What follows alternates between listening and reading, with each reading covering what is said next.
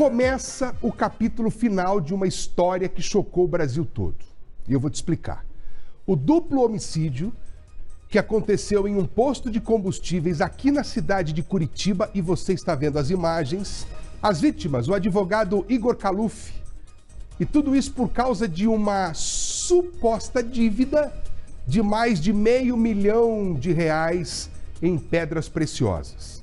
O empresário Bruno Ramos Caetano, acusado de ser o mandante do crime, neste momento ele está sentado no banco dos réus. E o que levou ele a chegar até esse ponto, você vai ver comigo agora.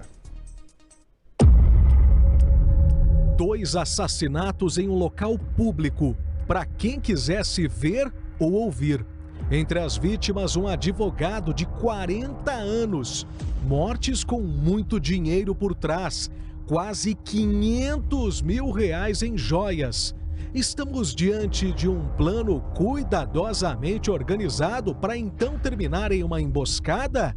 Ou uma discussão que perdeu o controle?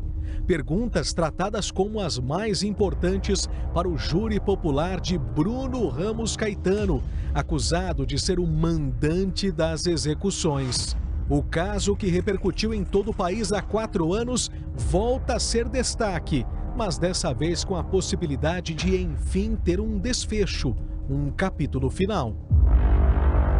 11 de junho de 2020. Bruno chega de carro em um posto de combustíveis no centro de Curitiba. Ele está acompanhado de 2 homens.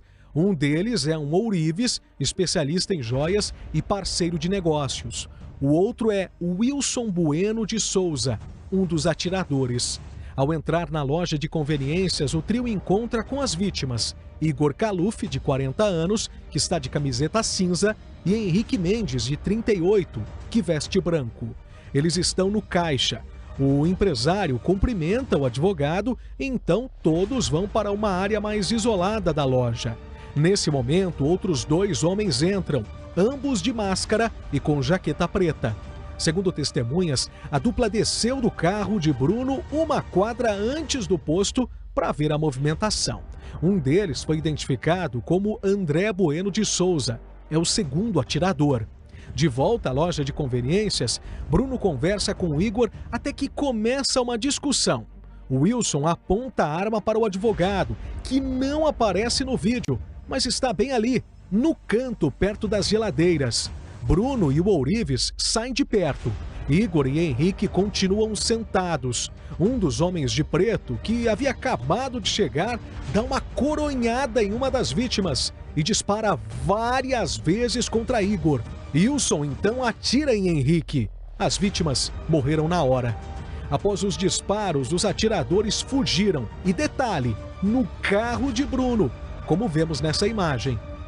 Para a polícia, o empresário encomendou e planejou todo o crime.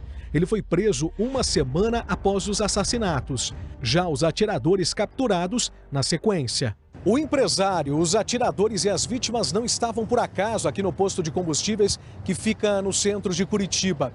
Este, na verdade, seria o ponto de encontro para que uma dívida que se arrastava há semanas pudesse ser resolvida de uma vez por todas.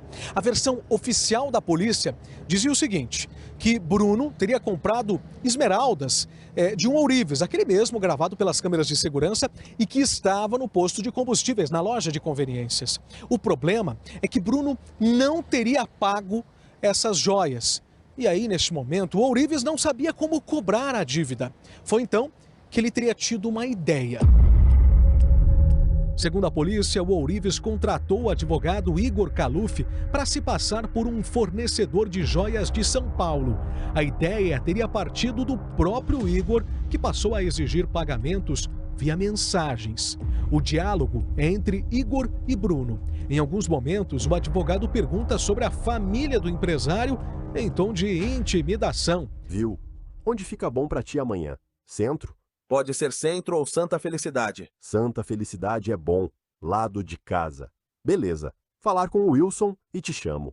Próximo, às 16 horas, te confirmo 1 hora antes. Ok, leve sua esposa. Beleza, não faz parte dos meus negócios. Tem bastante coisa para ela saber, mas é sua laranja nos postos. Laranja? Não colocou ali bem. Esposa. Advogada, na verdade. As maninhas vão bem? Sempre, as duas. Bom, reunião em família amanhã. Em depoimento à polícia, Bruno admitiu que marcou o encontro após sofrer pressão de Igor, mas negou estar devendo para o ourives. Para a Polícia Civil do Paraná, o empresário planejou os assassinatos, tendo como principal alvo Igor Kaluf. Diante da delegada do caso, o homem se defendeu e disse que o que aconteceu fugiu do controle. Entrei e sentei na frente do Igor Kaluf, a pessoa que estava ameaçando. Falei, Igor, eu tô aqui para entender o que houve e como houve. Ele olhou pro rapaz chamado Júnior e falou bem assim, o que você tá me cuidando desde a hora que você chegou? E começou a xingar o Júnior. Os dois se alteraram, começaram a discutir, xingar, berrar. Eu levantei e falei, calma, calma, calma. O Wilson também levantou e falou, calma, calma. Eles entram nessa loucura de discussão, saca a arma e começa a atirar. Você passou, pegou o Júnior com mais outros 2 homens. Isso. Então, você mais 3. Isso, mas na verdade quem era pra ir só comigo era só o Júnior. E você sabia que eles iam armados? Não. Você também não sabia que os outros 2 estavam armados? Não. Que você levou junto no seu carro? Durante a investigação policial, as imagens de câmeras de segurança do posto foram usadas de forma exaustiva e uma tese prevaleceu por algumas semanas, que Bruno teria feito um sinal com a mão para autorizar os assassinos a atirarem. O advogado do empresário rebate. O único planejamento existente era o planejamento de uma extorsão contra o empresário. O empresário teve, por intermédio do ourives, que é uma testemunha sigilosa, e do advogado que acabou tombando morto, um plano que visava extorquir o empresário em R$700 mil. Uma dívida inexistente, uma dívida ilegítima e que estava sendo cobrado de forma criminosa. E não tem nada de mando nesse crime, porque no centro da cidade, ali no coração, na divisa do centro Cubatel, todo mundo com seus carros quentes, todo mundo com seus telefones com cadastro. Não existia nenhum planejamento para matar, existia sim um planejamento de extorsão. Tanto é que Bruno é claro no sentido de dizer, quando eu cheguei lá, ele falou, é 700 mil ou é sequestro agora. Bruno Caetano e os atiradores Wilson e André Bueno são réus por duplo homicídio qualificado por motivo torpe. Apenas os irmãos estão presos, enquanto o empresário responde ao processo em liberdade com tornozeleira eletrônica. O julgamento do caso está marcado para esta quarta-feira em Curitiba. 10 testemunhas devem ser ouvidas, 5 de acusação e 5 de defesa.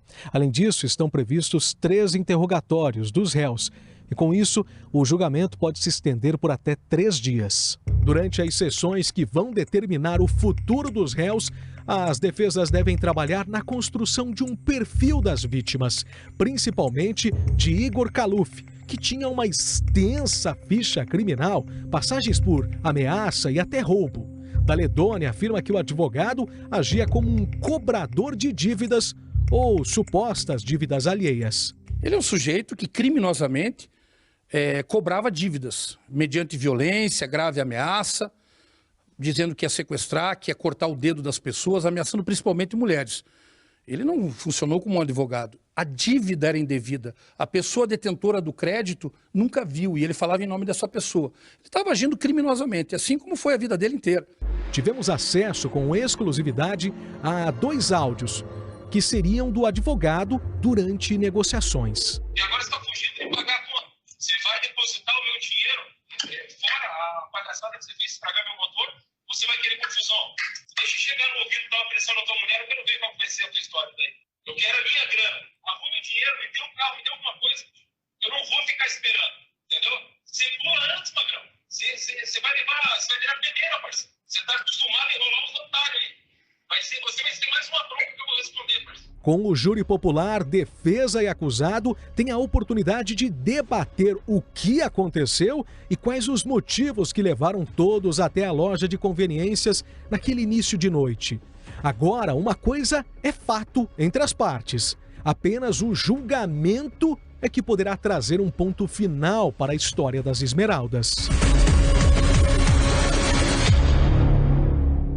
Bom, você viu a reportagem que trouxe todos os elementos para você compreender do que se trata o assunto. E a Beatriz Frenner, ela está ao vivo, direto do Tribunal do Júri, para atualizar como está o andamento do julgamento do empresário Bruno Ramos Caetano. Beatriz. Exatamente, Matheus Furlan. A sessão aqui do Tribunal do Júri começou por volta das 10 da manhã, comandada pelo juiz, o doutor Leonardo Stancioli. A expectativa é de que, no total, 10 testemunhas falem aqui perante o júri, apresentem os fatos que também podem ser questionados aqui pela defesa, pela acusação. A gente lembra também que a expectativa é que os acusadores e os defensores, de fato, promotoria e também advogados particulares contratados, só devem falar, de acordo com a expectativa, na sexta-feira. Isso mesmo, esse júri popular deve se estender aí ao longo dos próximos dias e a previsão, pelo menos inicial, é de que apenas na sexta-feira a gente tenha um resultado a respeito desse duplo homicídio.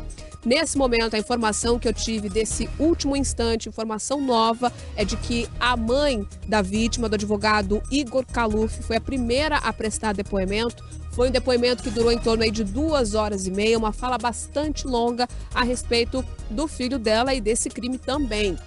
Agora, nesse momento, quem presta depoimento aqui no Tribunal do Júri de Curitiba é a irmã do réu, a irmã, portanto, de Bruno Ramos Caetano, do empresário que teria encomendado a morte do advogado e que também teria terminado ali com a vida do segurança dele, do Henrique Mendes. Então, de Igor Kaluf e do segurança dele, Henrique Mendes, os dois que foram mortos, como a gente viu aí na reportagem do Leonardo Gomes, em junho de 2020, em um posto de combustíveis no bairro Batel, bem no centro de Curitiba. Deve se estender, é uma discussão longa, é um caso bastante polêmico e, no fim das contas, os jurados, o júri popular, que é formado por pessoas comuns da sociedade, aceitam ou não as acusações. O juiz faz o cálculo da pena se a condenação for aí um voto em comum dos jurados. A gente acompanha todas as movimentações, mas está tudo muito tranquilo aqui, seguindo todos os ritos. Na sexta-feira devemos ter aí momentos mais calorosos aqui no júri, Furlan. Mais uma vez, Beatriz Frenner, que continua acompanhando